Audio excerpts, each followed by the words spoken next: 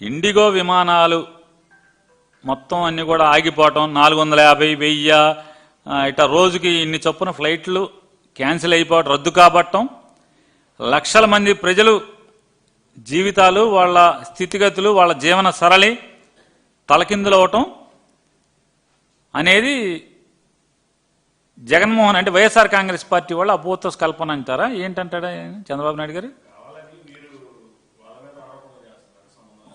అంటే రామ్మోహన్ నాయుడికి ఏం సంబంధం లేదని చెప్తున్నాడా ఎవరు? ఈయన చంద్రబాబు నాయుడు గారు అంటున్నారా? నిన్న చంద్రబాబు నాయుడు గారు అన్నాడా? నేను చంద్రబాబు నాయుడు గారు అంటున్నారా? కేంద్రం చూసుకుంటుందా అంటే నేను వేరే సరదాకంటే మీరు ఏమనుకోకపోతే నేను నిన్న చంద్రబాబు నాయుడు గారి ప్రెస్ మీట్ కూడా చూశానండి. చూస్తే అంటే బహుశా స్క్రీన్ ప్లే ప్రకారం ఇప్పుడు మామూలుగా రోజు పెన్షన్లు ఇచ్చేప్పుడు ఇవన్నీ మామూలుగా మైక్ వచ్చుకుని కరెక్ట్గా దిగి మీరు మీ జీవనం ఇంత, మీ సంపాదన ఇంత, అలాగా ఓహో అని పెద్ద యాక్షన్ చేస్తున్నారు కదా. అదే మోడల్లో ఇండిగో గురించి తెలుగులో ఒక స్క్రిప్ట్ రాసుకెళ్ళిపోయాడు చంద్రబాబు నాయుడు. అక్కడ విలేకరిని ఎవడికో అడగమని చెప్పారు. చంద్రబాబు నాయుడు దగ్గర రమేష్ గారని ఒక ఆయన ఉన్నాడు. ఈ రమేష్ గారు కాదు, అక్కడ ఒక రమేష్ గారు ఉన్నాడు. ఆ రమేష్ గారికి చెప్పినట్టున్నాడు ముందే, ఈ క్వశ్చన్ విలేకరితో ఎవరితో అడిగిచ్చని. ఆయన చీటీలు రాసుకుని ఉంటాడు బహుశా రమేష్ గారు. చీటీలు రాసుకుని తలకోడి చీటీ పంపిస్తే ఆ చీటీ ఇంగ్లీష్ విలేకరికి వెళ్ళింది. దరిద్రం చూడండి, చంద్రబాబు నాయుడు దరిద్రం. ఇంగ్లీష్ విలేకరికి వెళ్ళినట్టుంది. అతను ఆ క్వశ్చన్ మొత్తం ఇండిగో మీద ఇంగ్లీష్లో అడిగేశాడు. అడగగానే ఈయనకేమో మొత్తం తెలుగులో ఉంది ఇక్కడ స్క్రిప్ట్ అంతా. తెలుగులో మొదలుపెట్టాడు చూసి. ఆడు ఇంకా తొంటలాగున్నాడు ఇంగ్లీష్ విలేకరి. లేచి ఇంగ్లీష్ సార్ ఇంగ్లీష్ అన్నాడు.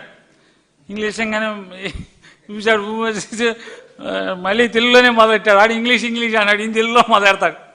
చివరికి central government will take look after, I will take after అని మూసేశాడు. ఇన్ని తిప్పలేందుకు చంద్రబాబు నాయుడు గారు? సూటిగా నేను తెలుగులో అడుగుతున్నా, నేను ఇంగ్లీష్ విలేకరులాగా మీ రమేష్ చీటీ మారిపోయినట్టుగా చీటీ మారకుండా నేను స్ట్రైట్ అవే తెలుగులో అడుగుతున్నా. నారా చంద్రబాబు నాయుడు గారు ఒకటి మాట్లాడండి. మీరు ఈరుడు, సూర్యుడు, ఇంద్రుడు, చంద్రుడు అని రామ్మోహన్ నాయుడిని సెంట్రల్ మినిస్టర్ కేంద్ర మంత్రి చేశారు కదా మీరు. ఏది ఆయన విమానయాన శాఖ, పౌర విమానయాన శాఖ మంత్రి చేశారు ఆయన్ని. మొత్తం తెలుగులోనే అడుగుతున్నా. నాకు ఇంగ్లీష్ రాదు, మీకు లాగానే పట్టుకొస్తే తెలుగు రాదు. తెలుగు తప్పితే ఇంగ్లీష్ రాదు నాకు కూడా. మన ఇద్దరం సేమ్ టు సేమ్ మన ఇద్దరం. ఏదో అంటాడు, ఏదో సినిమాలో మీ వాడు ఉప ముఖ్యమంత్రి అంటాడు కదా, గీసుకుంటుంది గడ్డం వేసుకుందని. మీరు మేకప్ వేసుకుంటారు, నేను మేకప్ వేసుకుని అంతే. ఇద్దరం సేమ్ టు సేమ్. ఇద్దరికి పట్టుకొచ్చి అక్షరం ఇంగ్లీష్ ముక్క రాదు ఇద్దరికి. మన ఇద్దరికి తెలుగులోనే మాట్లాడుతున్నా, తెలుగులో అడుగుతా. 2024లో మీ యొక్క అబ్బాయి అంటే మీ నామినీ, మీ అబ్బాయి, ఆ అబ్బాయి ఏరా అనుకుంటారు, అతను మీరు కేంద్ర మంత్రి చేశారు. అతను రామ్మోహన్ నాయుడు మినిస్టర్ అయ్యేప్పటికీ కేంద్ర ప్రభుత్వం, మీ కూటమి ప్రభుత్వమే ఒక సర్క్యులర్ రిలీజ్ చేసింది, ఒక గైడ్ లైన్స్ ఇచ్చింది. ఏమనిచ్చింది? పైలట్లకి రెస్ట్ కావాలి. ఎందుకని?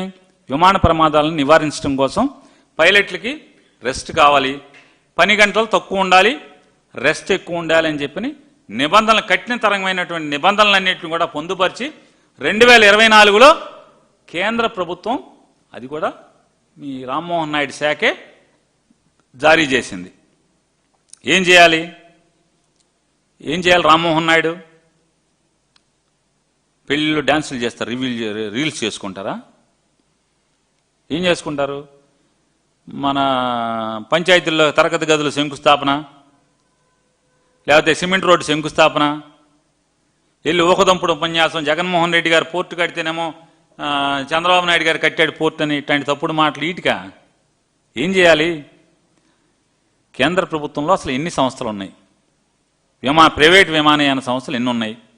వాళ్ళందరూ కూడా వాళ్ళకున్నటువంటి ట్రాఫిక్కి సరిపడా పైలట్లని రిక్రూట్ చేసుకుంటున్నారా లేదా?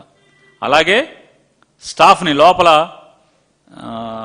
వాళ్ళని క్యాప్టెన్లని అంటారు, స్టివర్డ్స్ అంటారు కదా, వాళ్ళనికంటే దాదాపుగా నాకెవరో పైలట్ చెప్తున్నాడు, 10 సీట్లు మించి దాటి 11వ సీటు ఉన్నా కూడా పైలట్లే కాదు, లోపల సర్వ్ చేసేటువంటి స్టాఫ్ కూడా ట్రైన్ అవ్వాలి, ఎగ్జామ్ పాస్ అయి ఉండాలి.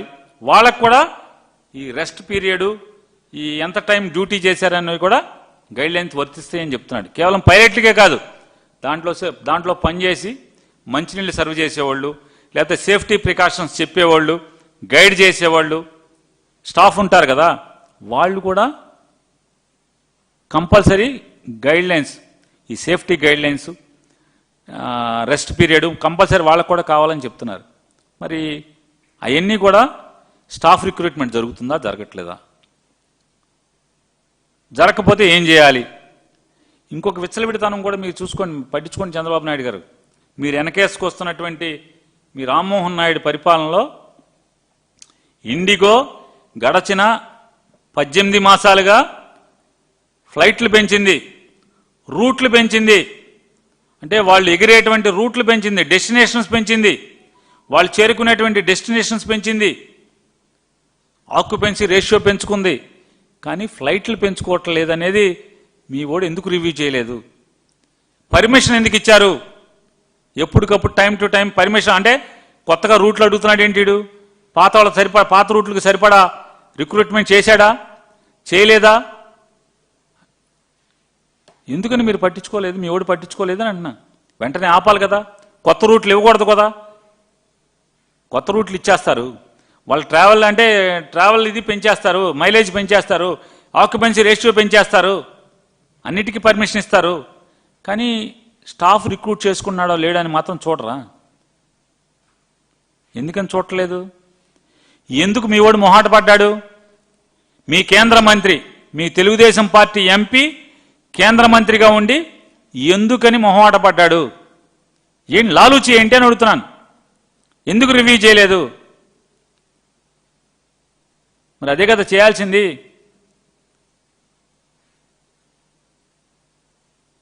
అది ప్రజలు తప్పు పడితే వైఎస్ఆర్ కాంగ్రెస్ పార్టీ మీద పడి ఆడవటం. ఏ ఒక్కరోజన్నా రివ్యూ చేశారా అని అడుగుతున్నా. రివ్యూ చేయకపోగా ఇంకా ఆయన మాట్లాడతాడు. ఇంకా 5-6 నిన్న పార్లమెంట్లో చెప్తున్నాడు, 5-6 విమానయాన సంస్థలకు ఇంకా అవకాశం ఉందని చెప్పని ఇప్పుడు చెప్తున్నాడు. అంటే ఈ దేశ ప్రతిష్ట ఏమైంది? మీ మంత్రి వల్ల, మీ తెలుగుదేశం పార్టీ ఎంపీగా మీరు మీకు వచ్చిన వాటాలో మంత్రిగా పెడితే రాష్ట్రం పరువే కాదు, ఈ దేశం పరువు ఏమైందని అడుగుతున్నాను. దేశం పరువు పోయింది కదా. జనం స్థితిగతులు చివరికి చనిపోయిన మనిషి శవాన్ని కూడా చివరి కోరిక మేరకు తీసుకొచ్చి కన్నం దానం చేయలేని పరిస్థితులు ఉంటే ఎంత భావోద్వేగాలతో ప్రజలు అల్లాడుతున్నారు. లక్షల మంది ఏం చెప్తున్నారు? మీరు మెల్లగా సర్దుకుంటుందని చెప్తున్నారు. ఎట్లా అంటే, మీరు ఎట్లా అయితే రైతులు వాళ్ళ సరుకుల్ని, వారి పంటని తెగనమ్ముకుని అప్పులున్నాడు ఆత్మహత్య చేసుకుంటాడో, మళ్ళీ ఆత్మహత్య చేసుకున్నాక మళ్ళీ వాళ్ళ భార్య కొడుకు మళ్ళీ వ్యవసాయం చేసుకుంటారు. ఇదంతా కూడా రొటీన్ జరుగుతూ ఉంటుందిలే ఇదంతా అని చెప్పి మీరంతా తేలిగ్గా మాట్లాడుతున్నారో, అతను కూడా మీ ఆలోచన సరళ మేరకే అంతే తేలిగ్గా అతను వ్యవహరించాడనేది కూడా మనకు అర్థమవుతుంది కదా. దండించాల్సింది పోయి దమ 4 బాధాల్సింది పోయి తెలుగుదేశం పార్టీ పరువే కాదు, ఈ రాష్ట్రం పరువే కాదు, తెలుగు వాళ్ళ పరువే కాదు, దేశం పరువు పోయింది కదా. మరి ఇవన్నీ ముందు జాగ్రత్తలు 18 నెలల నుంచి ఏం చేస్తున్నాడు ఆయన చేయించుకోకుండా? రివ్యూలు చేయాలి కదా. మరి పర్మిషన్లు ఇవ్వకూడదు కదా. నేను అడుగుతున్నాను, కొత్తగా రూట్లు ఎందుకు ఇచ్చారు ఇండిగోకి?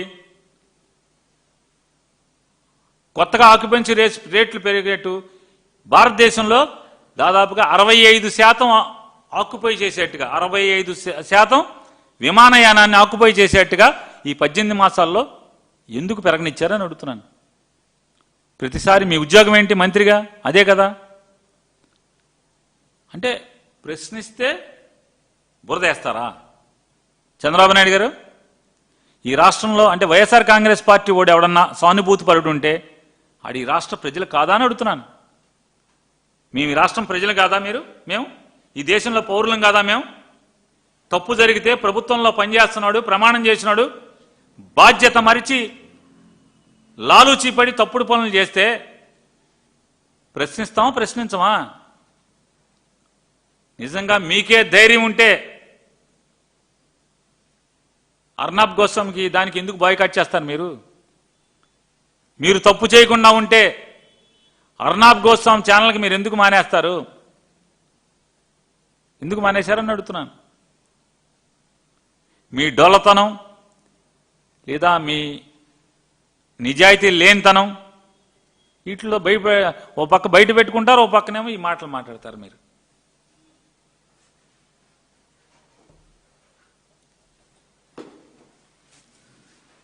Please subscribe dot news.